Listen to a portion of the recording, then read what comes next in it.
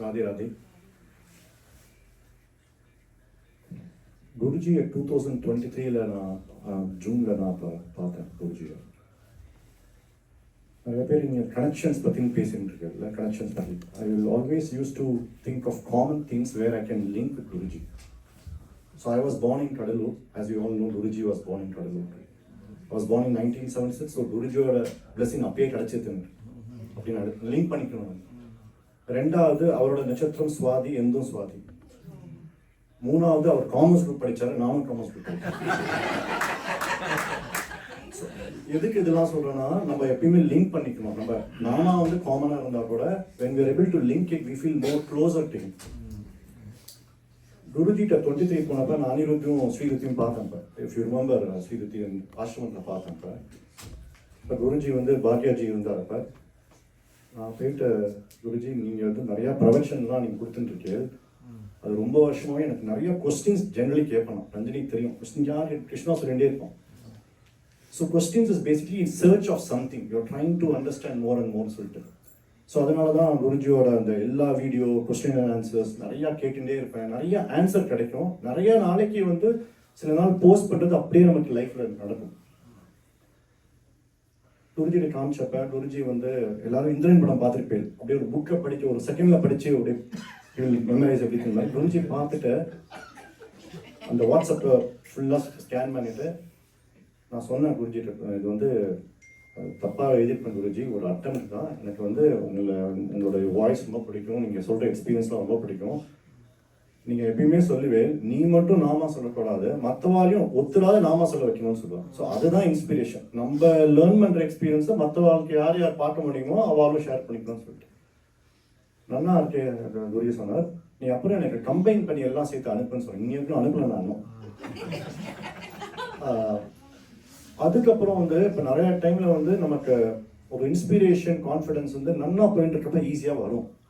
But tougher ஃபேஸில் எப்படி நம்ம நாமா பிடிச்சிக்கணும்னு சொல்லிட்டு அந்த மதுரை கீர்த்தனில் இருக்க ராமநாமம் சொல்வது, அதில் வந்து தடைகள் எல்லாம் விலகிடும்னு சொல்லிட்டு ரீசெண்டாக 2 months முன்னாடி வந்து I took a new job 6 months back. இந்த ஜாப்ல வந்து ஃபர்ஸ்ட் வீக்லேயே எனக்கு on Friday suddenly I had a back pain, severe back pain வந்தப்போ ரஞ்சனி ER கழிச்சுன்னு போவோம். கிருஷ்ணா லக்கிலி வீட்டில் இருந்தான்.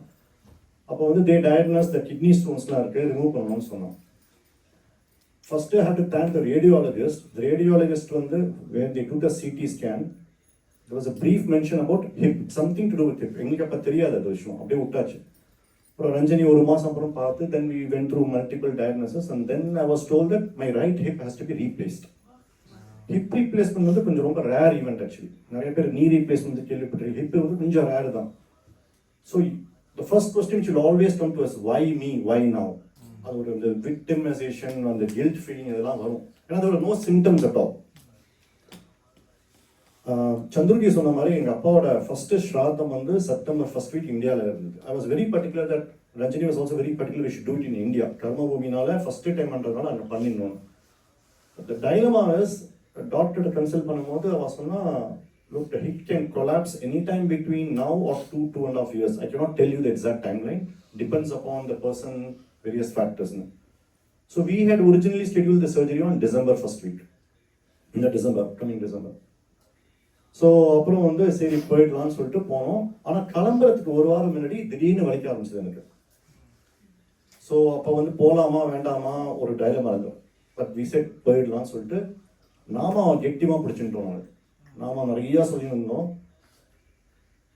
நல்லபடியாக அப்பாவோட ஸ்ராதமும் நடந்தது செப்டம்பரில். இந்தியாவில் 4 நாள் தான் போயிருந்தோம். only 4 days to for the event. When we came back, we decided let's get the surgery done immediately. So surgery போயிட்டு வந்தப்போ I was still in the surgery room. Anaesthesia கொடுத்துருந்தான். The doctor told Ranjani, எப்படி வந்தான் நடந்து வந்தான், போன்லாம் உள்ள ஹிப்லாம் உடஞ்சிருந்தது அவனுக்கு. அப்போ யார் நம்மளை ஒட்டி வச்சு பார்த்துருந்தா? குருஜி அங்கேருந்து பார்த்துருக்கா. ஏன்னா நம்மளோட எண்ணங்கள் வந்து டோட்டலி கொலாப்ஸ்ன்னு சொல்லியிருந்தா.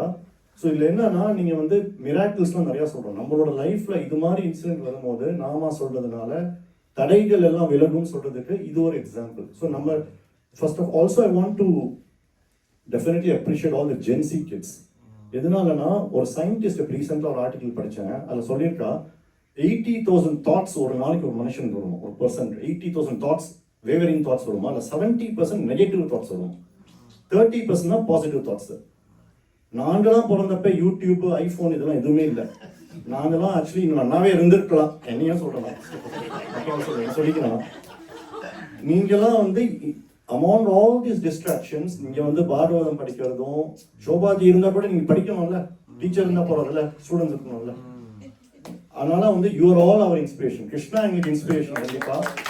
ஸோ எது சொல்றேன்னா வந்து as you go through your studies and job and everything in the future, even if there are challenges, நாம கெட்டிமா பிடிச்சுக்கோங்களோ, எந்த பார்த்து நமக்கு குருஜி நல்லதுன்னு நினைக்கிறாரோ அதை பண்ணி கொடுப்பாரு.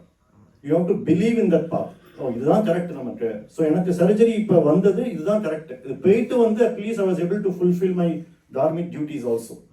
ஸோ அதுதான் நான் I thought of sharing is a best practice also. இன்னொரு ரிக்வஸ்ட் என்னன்னா, அந்த குருஜியோட இந்த பிரவச்சனெல்லாம் உங்களால் எப்பப்போ பார்க்க முடியுமோ பாருங்க. உங்களே அறியாமல் சம்டைம்ஸ் வந்து நீங்கள் ஒன்று இன்னைக்கு கேட்பேன், அடுத்த வாரம் உங்களுக்கு லிங்கேஜ் பண்ணுற மாதிரி ஏதோ ஒரு ஈவெண்ட் நடக்கும். அது நான் பர்சனலி நிறைய வாட்டி எக்ஸ்பீரியன்ஸ் பண்ணியிருக்கேன். அது வந்து சின்சியராக I would request all of you. Thank you.